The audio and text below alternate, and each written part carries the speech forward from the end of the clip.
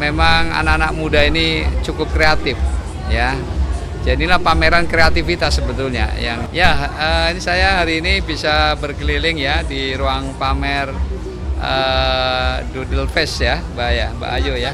Apa namanya? Jakarta Doodle Fest ya. Jadi saya kira saya dengan pengamati dari hasil keliling tadi, memang anak-anak muda ini cukup kreatif ya. Jadilah pameran kreativitas sebetulnya yang terjadi. Bahkan tadi saya lihat ada satu karya anak 17 tahun tadi, James, yang ternyata ketika dialog tadi memang kayak hasil dari apa ya, imajinasi yang bersangkutan, dan ternyata jadi karya yang cukup menarik ya. Bahkan tadi juga ada karya dari anak usia 7 tahun. Juga saya kira nggak kebayang anak 7 tahun sudah bisa berkarya seperti itu ya. Jadi makanya ini ke depan kami memang akan mendorong ya pada ruang yang kita berikan namanya gedung kreatif ruang kreatif lah begitu ya, yang akan kita dorong supaya anak-anak muda ini punya kesempatan untuk menuangkan imajinasinya ya dalam bentuk seni-seni kreatif yang saya kira ternyata juga bisa menghasilkan uang ya. Artinya anak-anak mereka bisa punya penghasilan yang namanya karya seni. Karya seni itu nggak bisa dinilai uang ya, karena ketika orang senang berapapun dia bisa beli kan ya. Jadi harga bisa berlipat-lipat dari modal utamanya dari dia membuat. Ya, inilah karya seni yang saya kira patut kita hargai ya.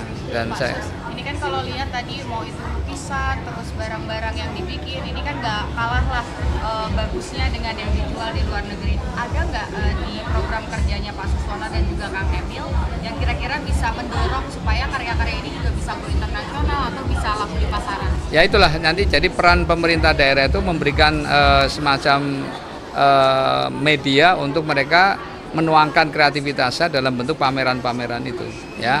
Dan kalau bisa ya bikin festival rutin yang skalanya internasional ya, skalanya internasional ya. Jadi bagaimana caranya untuk menarik perhatian dari internasional untuk kemudian mengunjungi festival-festival ini?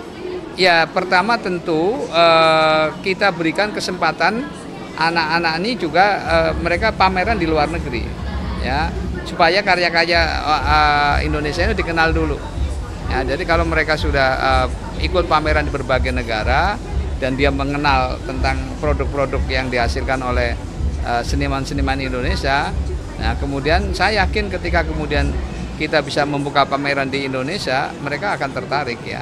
Apalagi nanti sudah bisa dijadikan agenda rutin tahunan, itu saya kira sangat menarik. Ya hari ini saya ke Pondok Bambu ya, ada deklarasi dari Furoda, jadi dari ibu-ibu apa namanya Bu? Forum Ibu-ibu Ridho Jakarta ya, jadi Furoda di Pondok Bambu ya. Intinya mereka dengan tulus ingin memberikan dukungan kepada Ridho untuk tentu saja memperbaiki kehidupannya ya. Dan tadi dari dialog banyak usulan-usulan ya yang terkait dengan persoalan-persoalan masyarakat ya. Terutama memang yang terangkat itu persoalan insentif ya. Insentif tadi yang diharapkan guru ngaji ya, juga dasawisma, kemudian juga Jumantik ya. Ya hampir sama sih dengan yang lain juga, Posyandu, kemudian juga PKK ya seperti itu.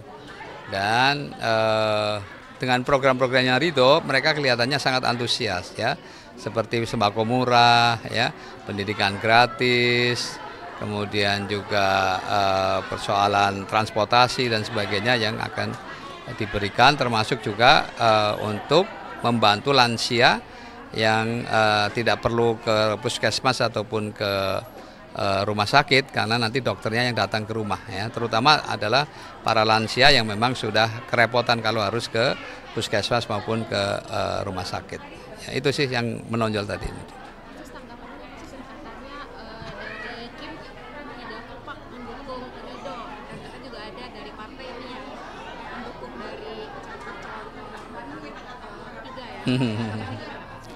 Ya saya kira dengan pertemuannya Pak Prabowo sama Pak Ridwan Kamil sudah menunjukkan bahwa kita tetap kompak ya.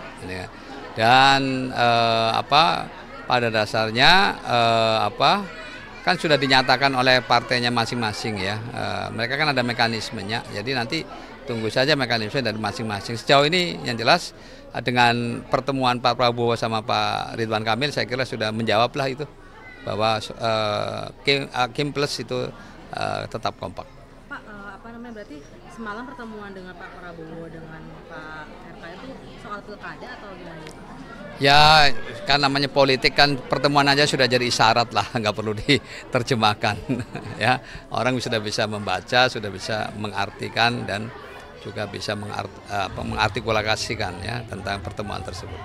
Cukup ya di RW 4 Srengseng Sawah ya.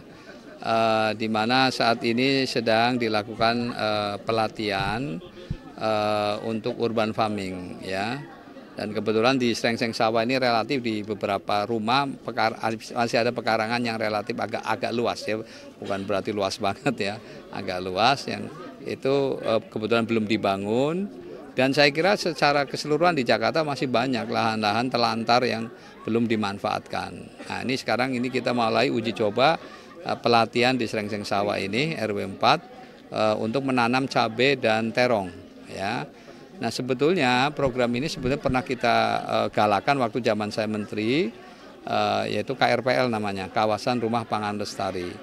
Waktu itu hasil analisa ekonominya itu bisa mengurangi pengeluaran keluarga antara 150.000 sampai 200.000 ya. Jadi sebetulnya ini walaupun sekecil apapun pekarangan ternyata sangat bermanfaat untuk mengurangi pengeluaran keluarga ya, dan itu bisa dilakukan oleh ibu-ibu rumah tangga ya tanpa terbebani dengan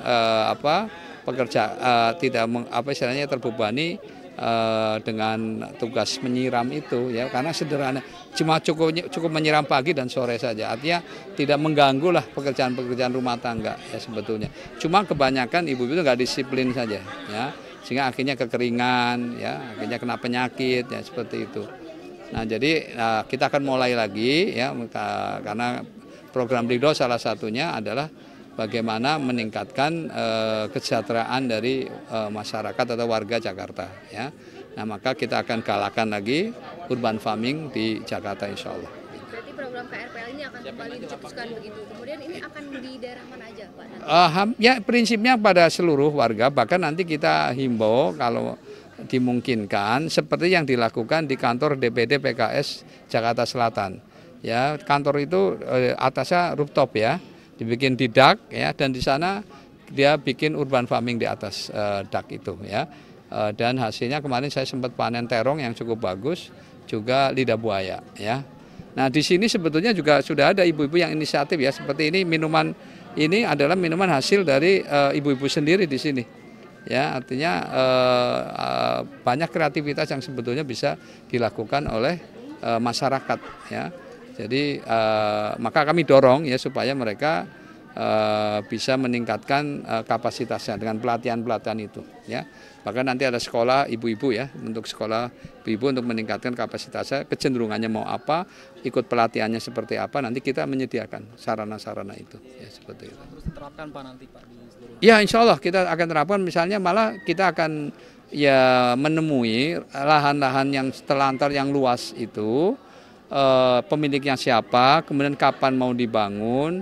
Harapannya nanti bisa mempertemukan dengan anak-anak muda yang ternyata saya juga surprise, banyak anak-anak muda yang ternyata masih banyak yang berminat di urban farming ya. Saya sudah bertemu dengan petani anggur di Jakarta, saya sudah bertemu juga petani hortikultura di Tengsin ya, petani anggur itu di Durensawit. Lalu ada yang usaha untuk membibitkan memperbanyak bibit lele ya, yang dijual bibitnya itu penghasilannya antara 6 sampai 10 juta sebulan ya, luar biasa dengan tanah yang sangat sempit ya, seperti itu. Nah jadi saya kira kita nggak boleh menyerah dengan Jakarta yang memang pasokan pangannya 98% itu pasokan pangan Jakarta dari luar Bisa bayangkannya ketahanan Jakarta, pangan Jakarta itu sebenarnya rawan sekali. Ya, maka ya insya Allah mudah-mudahan saya bisa membantu mengatasi lah persoalan lahan pangan, dan diantaranya urban farming itu setidaknya tidak mungkin akan bisa mengurangi banyak ya, tetapi setidaknya bisa 10% aja. Itu sudah cukup bagus ya, dengan memanfaatkan tadi lahan yang terlantar gitu. Gitu ya.